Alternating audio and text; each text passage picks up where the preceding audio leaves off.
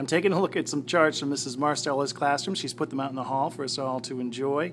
And what she's done that is really interesting, she's had students reflect on the charts in two ways. She's got written reflections and then verbal reflections. I'm going to read you some of these verbal reflections.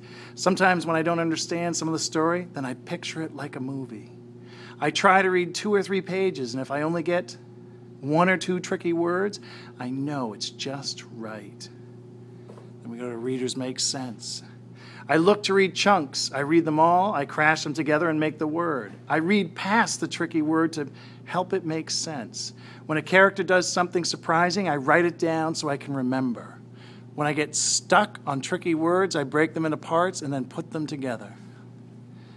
We go to Readers Read to understand, adding to the story as we go. Noticing characters helps me to know what they might do next. Sharing books with partners. I stop to think about what a character is doing and then how he is going to do that. I predict what the character will do or say. I get to know my characters and I think about how they are alike.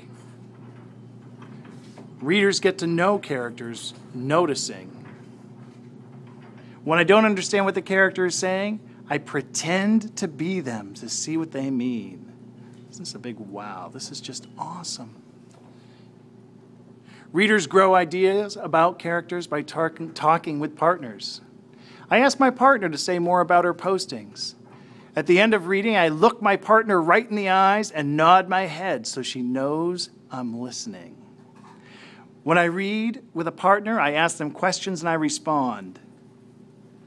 I ask my partner to say more about his story.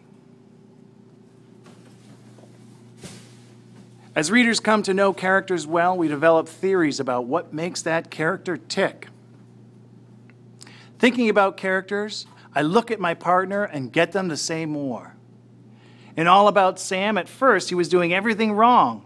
Then halfway through the book, Sam did everything right. When I finish a book, I write down what the character always seems to do. And then here's one more poster. Readers connect to characters by. When I'm reading a book, if a character learns a lesson, it helps me not to do that. I think about how the character connects to my life. I think this is just awesome, just awesome.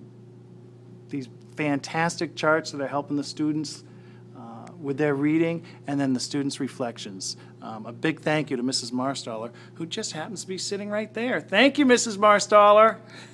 Thank you.